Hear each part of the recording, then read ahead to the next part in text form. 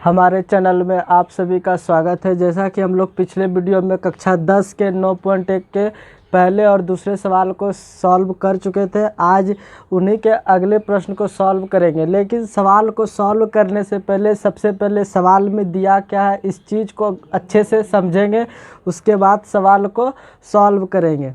जैसा कि ये प्रश्न है, बार बार हम ये कहेंगे कि सवाल को बनाने से पहले अपने लाइफ से रिलेट कीजिए। सवाल को सवाल के तरह नहीं बल्कि अपने लाइफ से उस चीज़ को रिलेट करिए ताकि सवाल को बनाने में आसानी हो। और इसको बनाने के पहले हम पहले के वीडियो में सबसे फर्स्ट पार्ट में इसके बताए थे। सबसे पहले उन बातों को हमेशा याद रखना है, जैसे लंब बटे कर्ण। लंब बटे कर्ण साइन थीटा में आता था, आधार बटे कर्ण ये कॉस थीटा में आता था, और एक और था लंब बटे आधार, ये टेन में आता था। इस तीनों का जानना बहुत ही ज़रूरी है। इस चैप्टर में इसी तीनों पर सवाल लगभग सारा सॉल्व होगा और त्रिकोणमितीय मान से। आइए इस सवाल को पढ़ते हैं। सबसे पहले सवाल को बनाने से पहले सबसे पहले सवाल में समझेंगे दिया क्या है, क्या कहा गया, उसके बाद निकालना क्या, उस चीज़ को ध्यान देंगे। तो तीसरे सवाल में दिया, एक ठेकेदार बच्चों को खेलने के लिए एक पार्क में 2 फिसलन पट्टी लगाना चाहती है। यहाँ देख रहे हैं चाहती है आ गया, तो इस बात से यह स्पष्ट हो रहा है कि यहाँ जो ठेकेदार है वो एक फीमेल है, चाहती है। इसलिए बार बार सवाल को बनाने से पहले हर बात को समझे उसमें क्या कहा गया। तो अक्सर हम लोग देखे होंगे ठेकेदार मेल में होता है, लेकिन यहाँ चाहती है, तो यहाँ ये इस लाइन से स्पष्ट होता है कि यहाँ ठेकेदार है फीमेल। तो एक ठेकेदार बच्चों को खेलने के लिए एक पार्क में 2 फिसलन पट्टी लगाना चाहती है। फिसलन पट्टी तो आप लोग देखे होंगे, इधर से जो सीढ़ी रहता है बच्चा लोग को चढ़ने के लिए, और इधर से आके इस पर से जो नीचे फिसलता है। ये लोग पार्क में जो देखे होंगे, अक्सर देखे होंगे इस चीज़ को, ठीक है। उसी तरह आगे सवाल में कहा गया है 5 वर्ष के कम उम्र के बच्चों के लिए वह एक ऐसी फिसलन पट्टी लगाना चाहती है जिसका शिखर 1.5 मीटर हो, मतलब 1.5 मीटर ऊंचाई वाला उसका शिखर बनाना चाहती है हो। फिर दूसरे में लिखा है भूमि के साथ 30 डिग्री के साथ कोण पर झुका हुआ, मतलब वो जो बना रहा है 1.5 मीटर का, वो भूमि के साथ 30 डिग्री का कोण बना रहा है। फिर आगे लिखा है जबकि इससे अधिक उम्र के बच्चे, इससे अधिक कितना, 5 वर्ष के अधिक उम्र के बच्चों के लिए वह 3 मीटर ऊंचाई पर ढाल लगाना चाहती है, मतलब 3 मीटर ऊपर वहाँ से फिर ढाल लगाना चाहती है, ठीक है।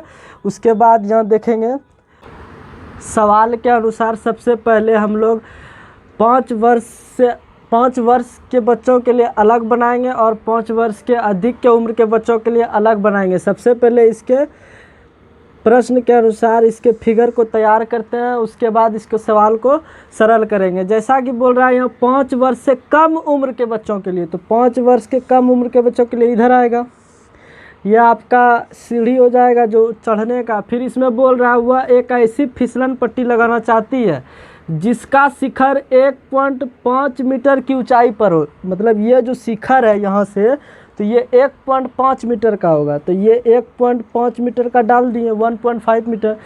यहाँ से फिर बोल रहा है ये फिसलन पट्टी यहाँ लगेगा, तो उसके साथ बोल रहा है भूमि के साथ 30 डिग्री का कोण बन रहा है, तो भूमि के साथ 30 डिग्री का कोण बन जाएगा।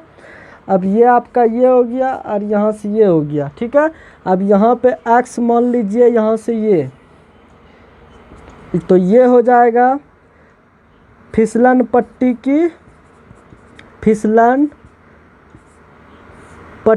की ये लंबाई हो जाएगा। फिसलन पट्टी की लंबाई बराबर x मीटर, किसके लिए, ये 5 वर्ष से कम उम्र के लिए, 5 वर्ष के लिए, 5 वर्ष से कम लिख दीजिए, 5 वर्ष से कम के लिए, 5 वर्ष से कम उम्र के बच्चों के लिए, ठीक है। और ये 5 से अधिक के लिए, तो इसका तैयार हो गया। अब इसके डाटा को देखकर इसके तैयार करते हैं। तो इसमें बोला है जबकि इससे अधिक उम्र के मतलब 5 वर्ष से अधिक उम्र के बच्चों के लिए वह 3 मीटर की ऊंचाई पर 3 मीटर, यहाँ 1.5 था तो ये हो गया 3 मीटर ऊंचाई। तो यहाँ से जो फिसलन पट्टी लगेगा यहाँ तक।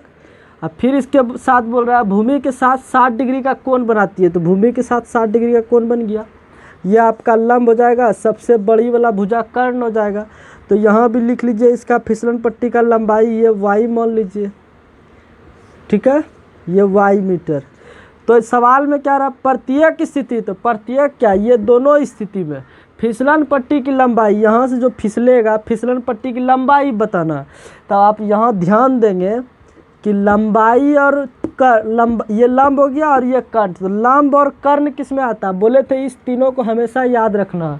लंब कर्ण किस में आ रहा है, देखिए लंब कर्ण साइन में आ रहा है, तो दोनों में साइन लगाएंगे। इसमें लंब दिया है, कर्ण निकालना है, तो लंब दिया है कर्ण, ये लंब कर्ण साइन में आया।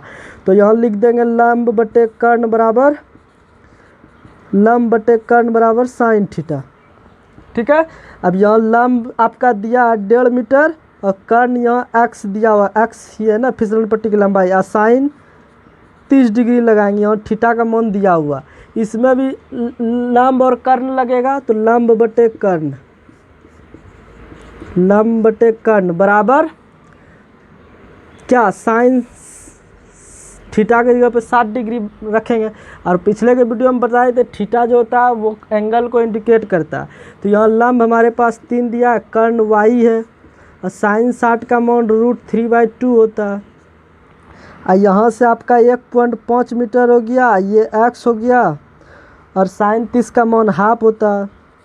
अब यहाँ से कोना कोनी गुना कीजिएगा तो ये x ऊपर हो जाएगा और 1.5 गुना 2 करेंगे, 1.5 गुना 2 तो x बराबर 3 आ जाएगा, 3 मीटर। ये आपका निकल गया x बराबर 3 मीटर, ये इसका निकला, ये 3 मीटर हुआ, ठीक है। अब इसका निकालते हैं, क्रॉस मल्टीप्लिकेशन करेंगे तो ये y बराबर हो जाएगा 6/√3, ठीक है। अब इसका परिमयकरण जब करेंगे √3/√3 कर देंगे, इसका हो जाएगा 6√3 और √3 गुना होगा तो 3 हो जाएगा।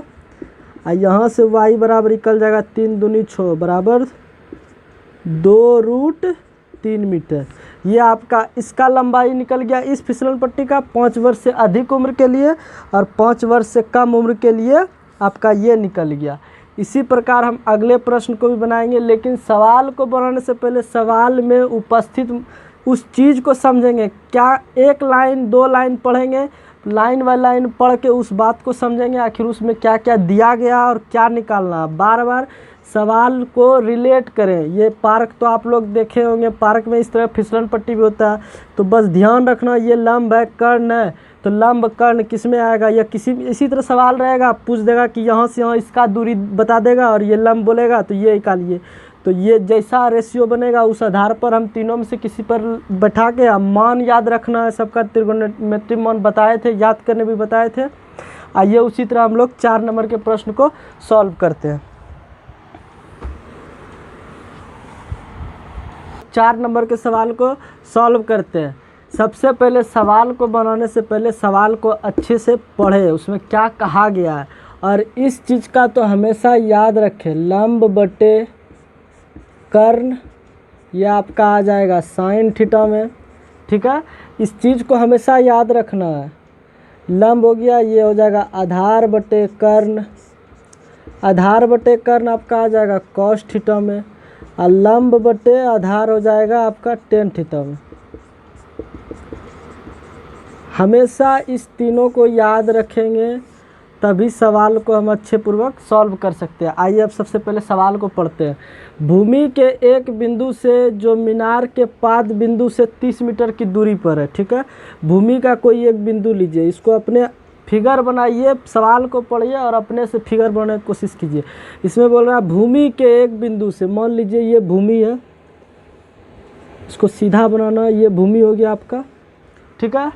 भूमि के एक बिंदु से, मान लीजिए हम बिंदु यहाँ पर लिए, बिंदु से जो मीनार के पाद बिंदु, मीनार एक यहाँ पर मान लीजिए, अब मीनार का पाद बिंदु जब भी होता है तो पाद मतलब होता है पैर, धरती, जहाँ पर उसका नीचे का पॉइंट है वो हो गया पाद बिंदु।